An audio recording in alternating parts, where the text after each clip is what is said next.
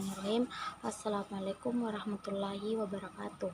Baik, perkenalkan, nama saya Relis, Prodi PAI kelompok 4. Baik, langsung saja saya akan menjelaskan sedikit materi pada hari ini, yaitu mengenai muhsinun, di mana muhsinun di sini yaitu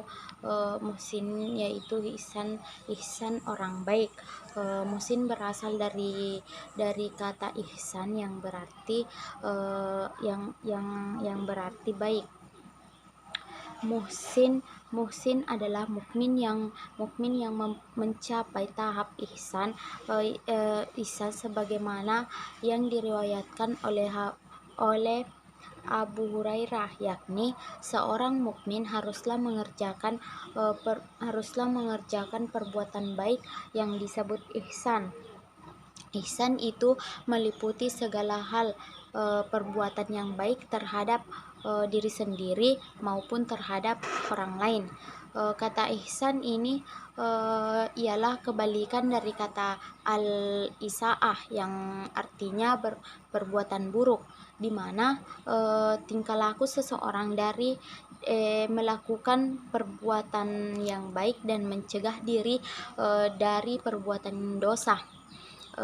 Dia menyumbangkan kebaikan terhadap hamba Allah yang lainnya, baik dengan kekayaan, kemuliaan, kepedulian maupun jasmani. Ihsan merupakan suatu perbuatan yang sangat bermanfaat di dalam Islam. Pentingnya ihsan didasarkan atas tiga hal, yaitu suatu dengan fitrah manusia diperintahkan dan mencintai Allah Subhanahu wa Ta'ala.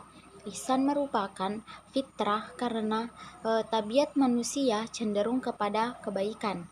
Seorang manusia yang berbuat jahat menyadari bahwa kejahatan itu terkutuk bagi umat manusia dan pelakunya dihina, sehingga ihsan yang diperintahkan oleh Allah dipandang wajib. Cinta Allah kepada yang berbuat baik lebih banyak disebutkan oleh Al-Quran daripada sifat-sifat lainnya. Makna tersebut mengisyaratkan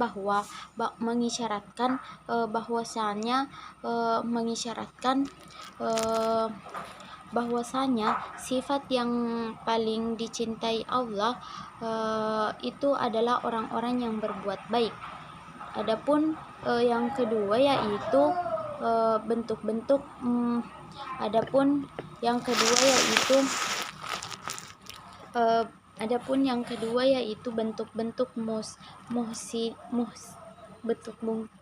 muhsinun atau ihsan. Ada beberapa ungkapan-ungkapan dalam Al-Quran yang mengidentifikasikan bentuk-bentuk perbuatan ihsan itu sendiri. Yang pertama itu sabar, di mana sabar itu menahan diri atas sesuatu yang tidak disukai orang lain dengan penuh keridhaan dan kepasrahan seorang muslim. Menahan diri atas sesuatu yang tidak disukai seperti dalam ibadah dan ketaatan kepada Allah. Yang kedua yaitu menunaikan salat. Kita sebagai seorang muslim itu wajib hukumnya menunaikan ibadah salat itu menunaikan ibadah salat dengan teratur dari beberapa ihsan dan perbuatan yang mulai dengan takbir diselesaikan dengan salam dan melengkapi beberapa syarat yang ditentukan. Yang ketiga itu menunaikan zakat. Zakat di sini istilahnya itu agama Islam ialah tingkatan kekayaan yang tertentu yang dibagikan terhadap yang berhak menerima dengan beberapa syarat. Adapun keempat yaitu keyakinan kepada hari akhir, di mana kita di sini sebagai seorang muslim harus meyakini bahwa adanya hari akhir di dunia ini, memiliki masa akhir yang tidak lagi hari setelahnya. Selanjutnya datanglah kehidupan yang kedua, detik-detik menuju dengan akhirat. Yang kelima yaitu jihad, di mana jihad ini bersifat khusus, yaitu berperang melawan orang-orang yang kafir dan orang-orang yang memerangi orang Islam, hukumnya fardu kifayah. Terus infak di sini menurut Jubair meriwayatkan mengatakan infak itu umat yang dilakukan untuk mendekatkan diri kepada Allah Subhanahu wa taala sesuai kemampuan dan kemudahan yang mereka miliki. Adapun yang ketiga itu ciri-ciri ihsan.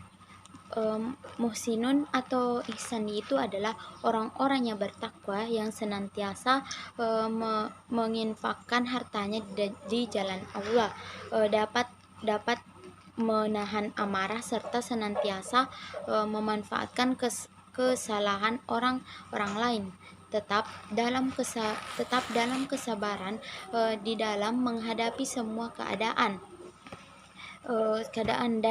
dan bersungguh-sungguh dalam melaksanakan perintah Allah Subhanahu wa taala, senantiasa menegakkan sholat, khususnya sholat malam, senantiasa ingat kepada Allah. Ayat-ayat Al-Quran adalah pedoman dan peneguh bagi mereka, keyakinan yang kokoh tentang kehidupan akhirat.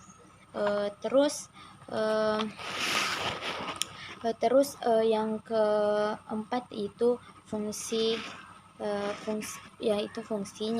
Yang pertama yaitu pendorong bahwa Islam terhadap Allah Subhanahu wa taala memotivasi manusia menghormati hidupnya, beribadah dan beramal soleh sebatas menambah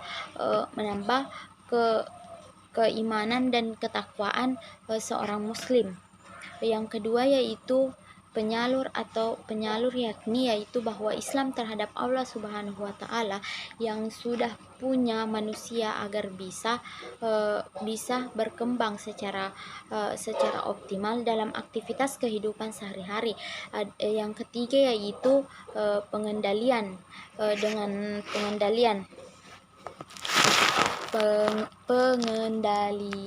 dengan menggunakan